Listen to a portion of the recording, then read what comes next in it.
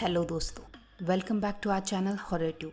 आज हम देखेंगे 2009 रिलीज मूवी द अनइनवाइटेड, जो कि एक South Korean movie A Tale of Two Sisters का रीमेक है। ये एक साइकोलॉजिकल थ्रिलर फिल्म है and it's one of my favourites. So movie की शुरुआत में हम एक एना नाम की लड़की को अपने बॉयफ्रेंड मैट के साथ एक पार्टी में देखते हैं। अब एना पार्टी से घर जाने निकलती है, तभी उसकी बहन एलेक्स उसे रोकने की कोशिश करती है, बट एना नहीं रुकती। जंगल से घर जाते वक्त कुछ थैलियां पड़ी दिखती हैं, जिसमें से एक लड़की की बॉडी बाहर आती है। वो बॉडी अचानक अपना सर घुमा के एना से कहती है कि घर मत जाओ। एना बहुत डर जाती है और भाग के घर पहुंच जाती है और फिर अपने माँ के हाथ में बंधी बेल की आवाज़ सुनती है। जब से उसकी माँ बीमार पड़ी थी, वो बोट हाउस में रहती थी। एना अपने डैड को देखने घर के अंदर जाती है। घर में कुछ तो गलत था। अब वो बहुत अजीबोगरीब चीज़ें देखती है और तभी बोट हाउस को आग लग जाती है और एना के हाथ से वाटरिंग कैन गिर जाता है। अब हम रियलाइज करते हैं ये सब एना का ड्रीम था और वो ये अपने साइकेट्रिस्ट को बता रही थी। 1 साल पहले बोट हाउस में आग लगने की वजह से एना की माँ की डेथ हो गई थी, लेकिन एना को उस रात के बारे में कुछ भी क्लियरली याद नहीं आ रहा था। उसे सिर्फ डरावने सपने आते थे।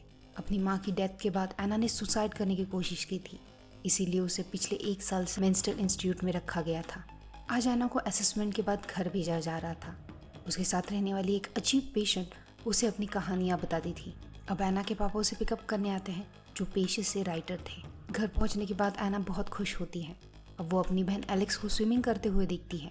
उसके पास जाते वक्त वो अपने पापा की गर्लफ्रेंड रेचल को मिलती है, जो 1 साल पहले उसके माँ का ध्यान रखने के लिए एज अ नर्स आई थी।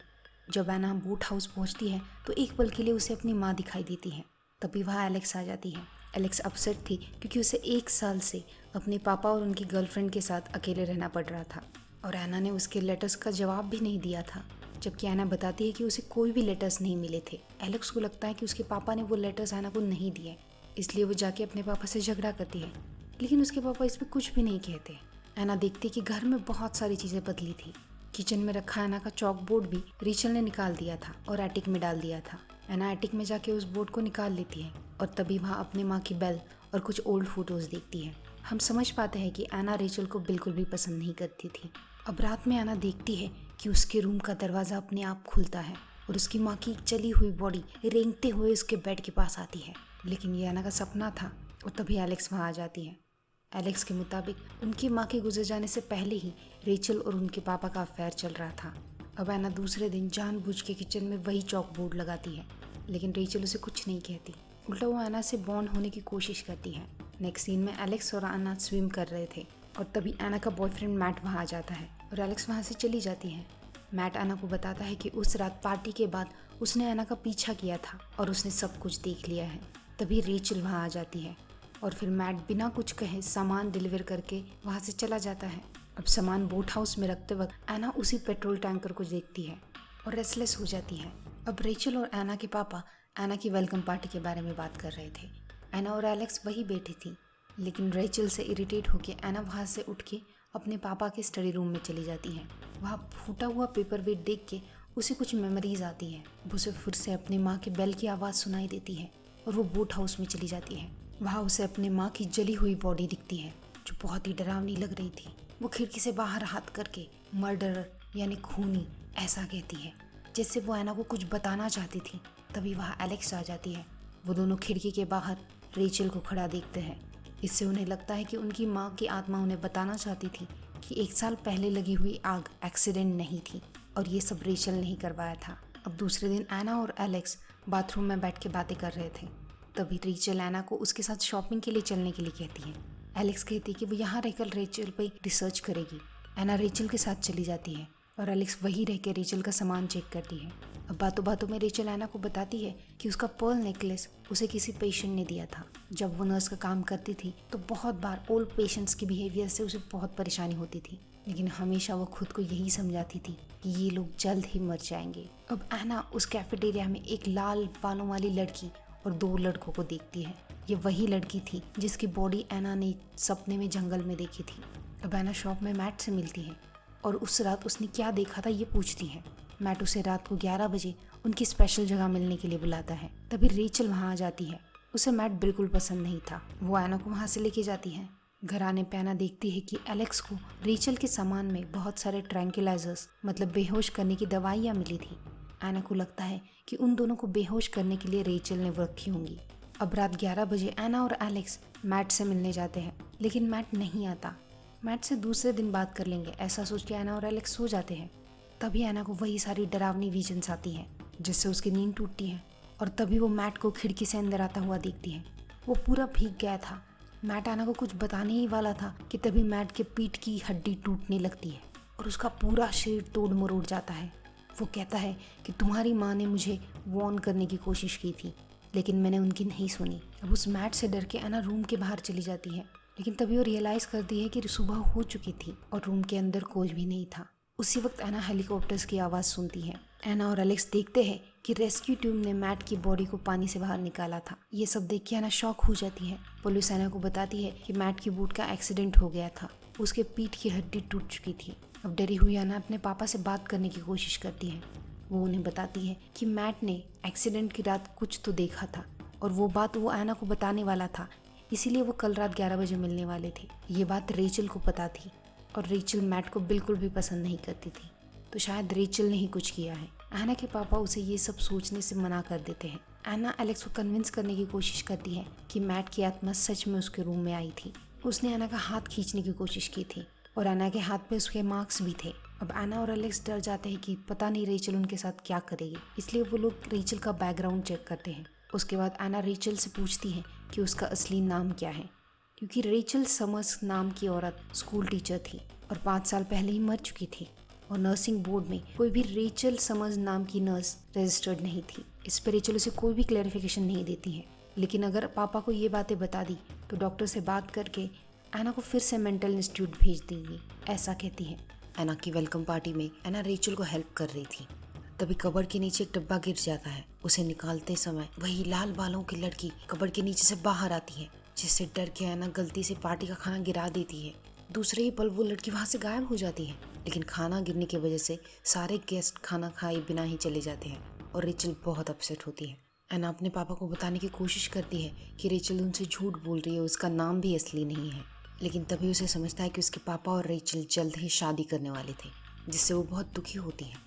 अब दूसरे दिन उसके पापा काम के लिए न्यूयॉर्क चले जाते हैं। मैट की फुनेरल में एना रेचल के पीछे उसी लाल बालों वाली लड़की को देखती है। उस लड़की और 2 लड़कों का पीछा करके वो कुछ कब्र के पास पहुंच जाती है। वो कब्र डेविड राइट, सैमुअल राइट और आयरिस राइट की थी।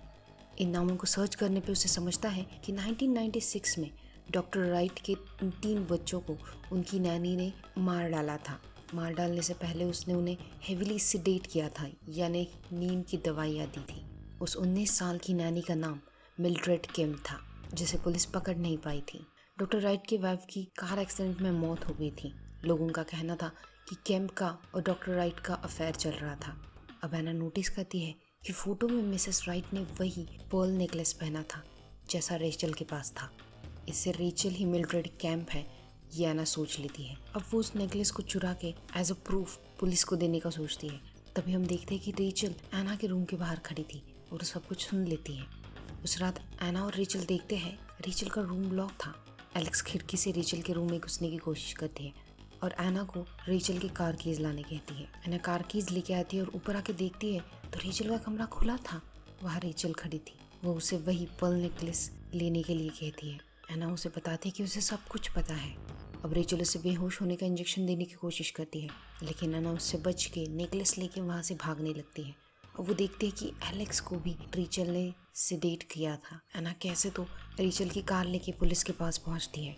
एना पुलिस को बताती है कि रेचल ही मिल्ड्रेड कैम्प यानी वही सीरियल किलर है जिसने डॉक्टर राइट के 3 बच्चों को मारा था और उसका प्रूफ ये पर्ल नेकलेस था और उसी ने एना की माँ को भी मार डाला है और अब वो एना और एलेक्स को मारना चाहती है। एना पुलिस को एलेक्स को बचाने की रिक्वेस्ट करती है। वो इतनी थक गई थी कि वो सो जाती है, लेकिन जब उसकी नींद खुलती है तब वो देखती है कि पुलिस रेचल को लेके वहाँ आई थी। रेचल एना को इंजेक्शन देके बेहोश कर देती है और उसे घर लेके जाती है।